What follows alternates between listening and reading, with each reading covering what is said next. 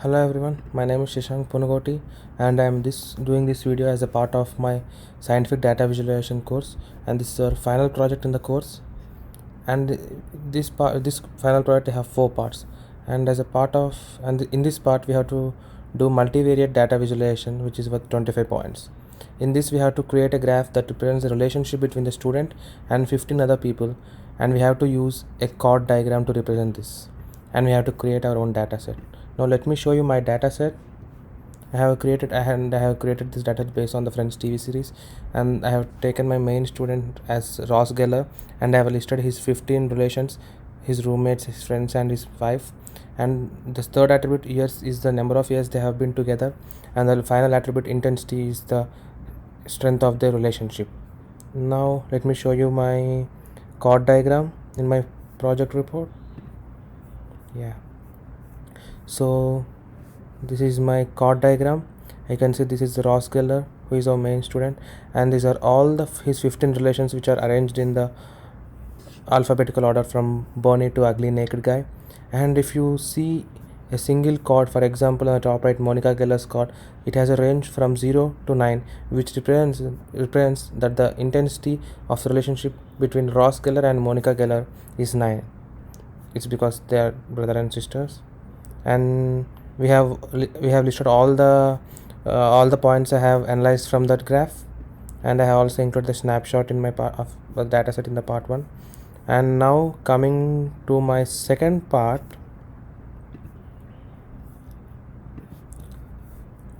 we have been given a huge data set, which is our 1.5 data, which is called crime data, all CSV, and the professor has enlisted some 7 or 8 type of questions which I have to perform in the Tableau. First let me show you all my visualizations in the Tableau, and then we will come to my report to see the theory part.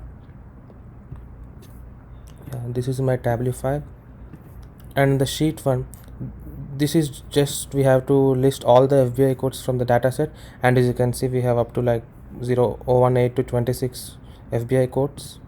And in this we just list all the primary types of cameras by just putting the dragging and keeping the primary type in the rows. We have like 35 primary types of crimes, and in sheet 3 we visualize the number of criminal cases for each FBI code.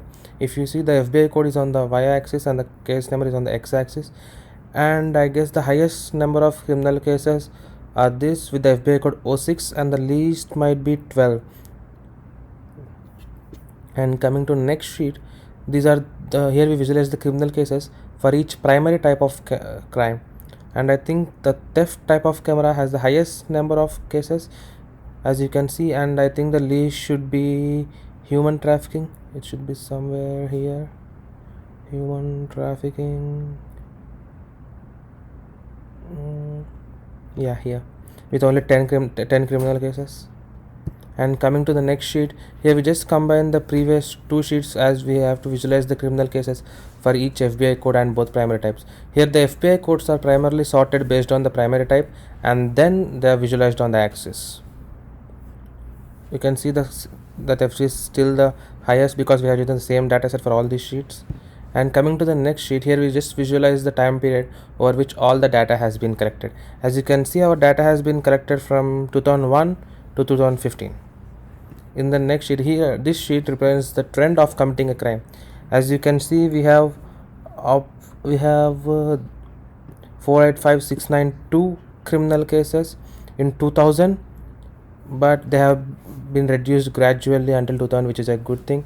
And we can see that the criminal cases have been gradually decreasing from 2000 to 2015. And that's it for this sheet. In the next sheet, we are visualizing the trend of committing crimes based on primary type.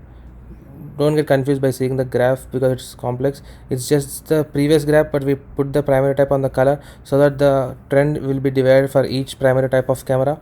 As you can see, this is, as we already saw in the previous sheet that theft is the highest number of criminal cases, and it is on the top of our trend graph. You can see that in the year 2000 how many criminal cases have been recorded in the theft category, and for each primary type of camera we have these trends ranging from 2000 to 2015, and the good thing is they are all been in the decreasing order. Now let's go into my project report to see my theory part. Yeah, see, this is the FBI codes, primary types of crimes, 35, and this is where we visualize the criminal cases for each FBI code. Here we visualize the criminal cases for each primary type, and here the criminal cases for each FBI code and primary type. This is the period over which the data has been collected. This is the trend graph of committing crimes. This is the trend graph based on the primary type of committing crimes.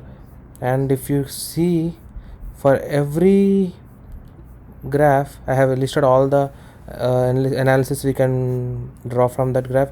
If you see, I have here wrote that from the above image we can see that FBI code 06 has the highest number of criminal cases with these many cases, and FBI code 08B is the second highest. Like this I have written all the conclusions from the graphs. And now let's go to part 3.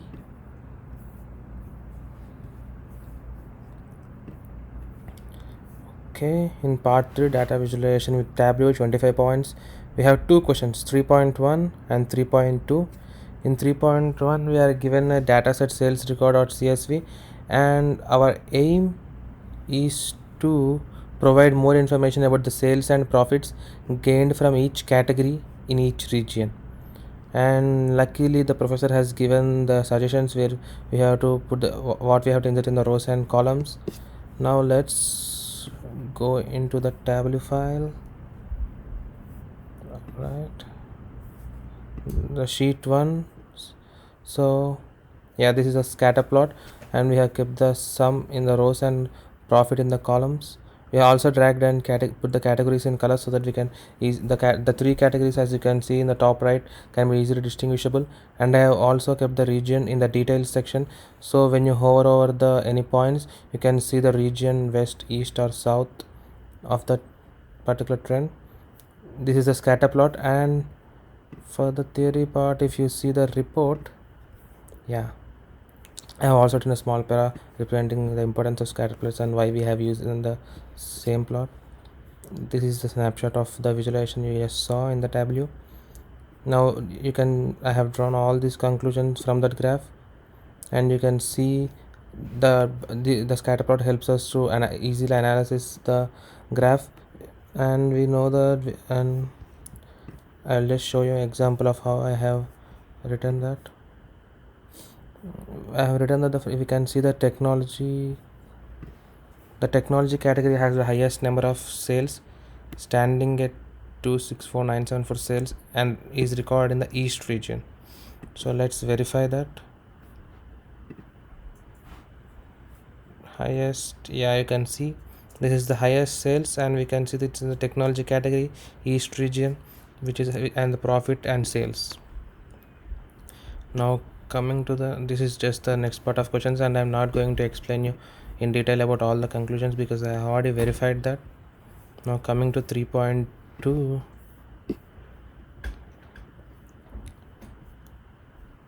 yeah, with the same information about the above company, we have to provide business insights about the sales and profit offered for each segment. In the previous we have just done for the category and region, and now we have also considered the segment. Let me let me show you the visualization. Yeah, as you can see, the graph is, let me delete the region for better visibility.